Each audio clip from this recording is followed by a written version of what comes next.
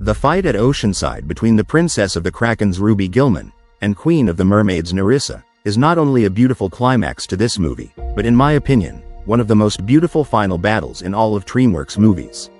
And today I will conduct a full analysis of it.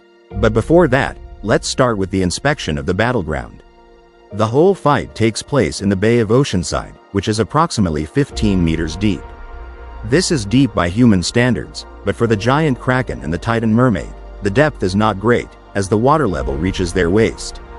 The location of the battle is crucial, as fighting in water is different from fighting on land.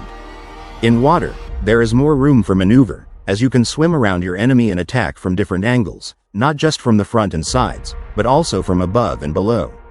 On land, however, the options for attack are limited. Additionally, the density of water allows heavy organisms to move more easily than on land, where their own weight can hinder their movement.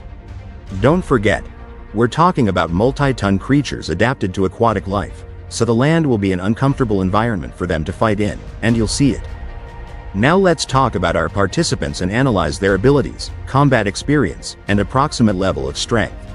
Ruby Gillman is a 15-year-old giant kraken with the following abilities: strength, body armor, laser eyes, super speed, and invisibility, but the latter two abilities only work in water.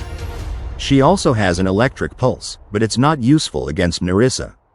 Before the fight, Ruby spent about a week training with her grandmother, practicing her skills in the Well of the Seas after each training session.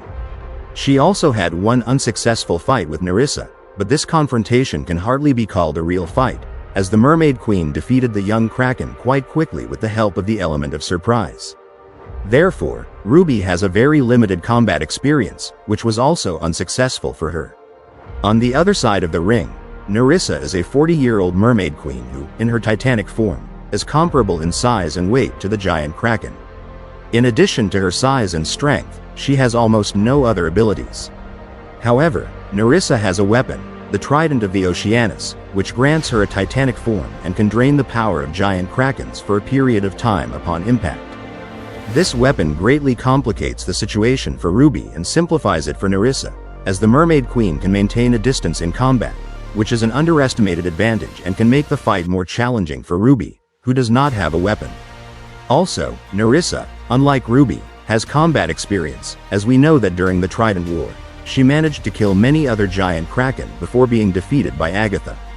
Moreover, Nerissa already defeated Ruby in their first confrontation, and she also defeated Grandmama and Agatha right before her second encounter with Ruby. So, here's what we have. Ruby is a young fighter whose combat tactics are primarily based on close combat with her hands and feet, or rather, her tentacles. She also possesses numerous abilities and excellent training, but her combat experience is limited and, most importantly, unsuccessful. On the other hand, her rival, Queen Nerissa, is the complete opposite. She is a mature woman with exceptional combat skills, particularly in the use of melee weapons. She also has extensive experience in defeating giant krakens. Another important criterion for assessing the state of the opponents is their psychological readiness, which is significantly higher for Nerissa, as she has already defeated Ruby not long ago, and she has also dealt with Ruby's grandmother and mother. Moreover, defeating Agatha, who was the one who defeated Nerissa in the past, adds a +1 point to the Mermaid Queen's confidence in her victory. This will allow her to be more risky and aggressive, which will lead to the fact that she will be able to dictate the terms of the duel for Ruby, who has been defeated, which will cause her actions to be much more cautious and defensive than offensive. Of course, it is also important to consider the physical strength of the fighters, but I will discuss this in more detail later. So, let's start analyzing. The battle begins in a rather strange way, with Ruby emerging from the depths and revealing her presence to Nerissa, instead of attacking her from behind using the element of surprise. However, this cliché is not entirely new in Hollywood films, and it can be understood. Hello there. Ruby Gillman! What is not understandable, however, is Nerissa's reluctance to finish off Agatha and Grandmama, who are lying right in front of her, as by leaving them alive, she has essentially set herself up for failure. There's only one logical reason for this. Perhaps Nerissa decided not to finish off Agatha and Grandmama so that she could kill Ruby in front of them, avenging herself for the past and making them suffer as she had. In any case, The fight started with Nerissa swimming away from the island so that she would have space behind her if she needed to retreat. As an experienced fighter, she knows that if she doesn't have space behind her, she won't be able to control the distance between herself and her opponent. Nerissa attempted to strike Ruby in the stomach with her staff of the trident, and then use it to pick her up and throw her away, just as she did with Agatha and Grandmama. It's clear that she doesn't take Ruby seriously and expects a quick and easy victory. Ruby, on the other hand, remembers her past defeat and takes the situation very seriously, and her first instinct is to grab Nerissa's only and most dangerous weapon, the trident. She grabs the staff, but Nerissa continues to try to hit her in the stomach with it. However, Ruby stubbornly resists her. In the end, the Mermaid Queen realized that a quick victory was not going to happen and the fight would be serious, so she decided to go on the offensive. She managed to break contact with Ruby and performed a sharp pirouette to try to strike the Kraken Princess on the head with her staff, hoping to knock her out. However, Ruby was quick to react and performed a defensive maneuver with her hands. From the sound of the impact and the sparks, it's clear that she was able to block the attack by partially covering her arms with an armored coating, which absorbed most of the force of the impact.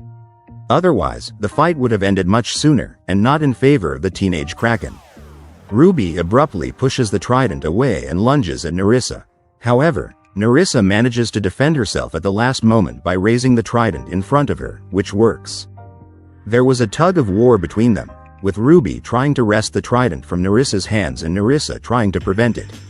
And here I would like to return to the question of who is stronger, as there is a clear opinion in the fan community that Ruby is stronger than Nerissa. However, this statement does not correspond to what happens in the film.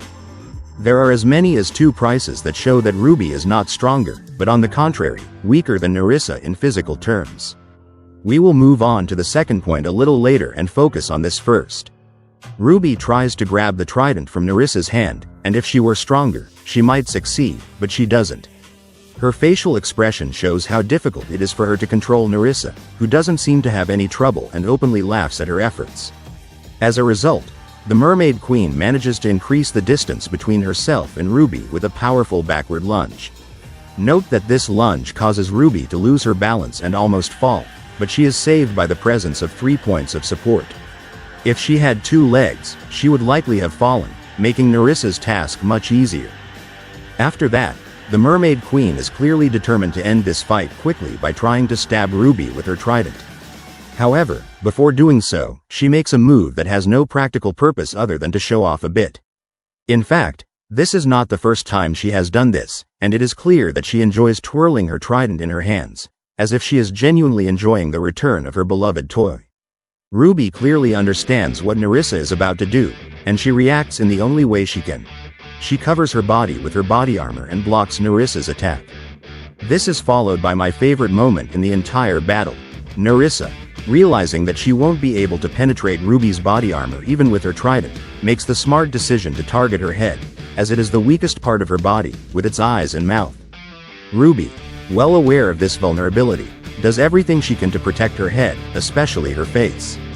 I would like you to pay attention to this moment. After Ruby disrupts Nerissa's attack, Nerissa performs a pirouette and attempts to strike Ruby's head with her trident. Does this remind you of anything? Of course, it's an identical moment from the first half of the battle, but from a different perspective. The use of this technique twice suggests that Nerissa may have already employed it against other giant krakens. This shows her level of skill, as professional fighters with extensive experience often use the same techniques on different opponents without even thinking about it. But Ruby clearly remembered this hit from the pirouette and therefore manages to dodge it, only for Nerissa to immediately launch a new attack, trying to make a piercing strike directly in Ruby's face, which was quite a dangerous moment. But the young Kraken manages to block this attack in time with his elbow and knock the trident aside with his left hand. In this clip, the weight of these two and their clumsiness on land is very well conveyed through the camera work and sound effects, but despite everything, neither of them is willing to back down. I also like this shot because Ruby's face is quite amusing. Nerissa lunges again, aiming her trident at Ruby's face. However, Ruby blocks the attack by crossing her arms in front of her face. Her facial expression reveals the difficulty she faces in holding back Nerissa's onslaught. Despite the exceptional strength of her body armor, it has a significant drawback in terms of its weight. While heavy armor provides protection, it also limits mobility and causes fatigue for its wearer.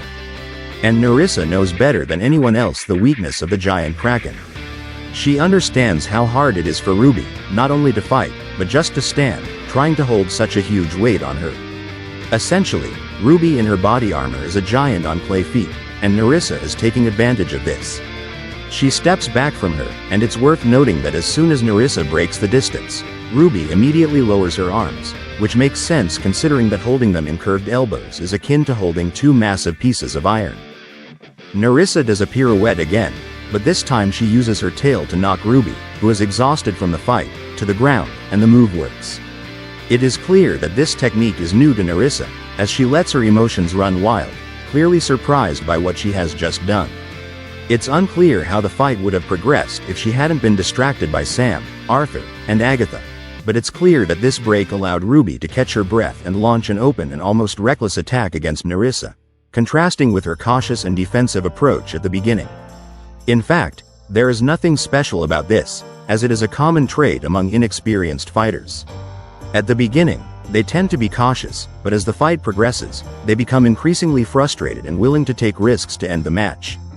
However, the issue lies in the fact that these actions are not related to a change in combat tactics, but rather to emotional exhaustion.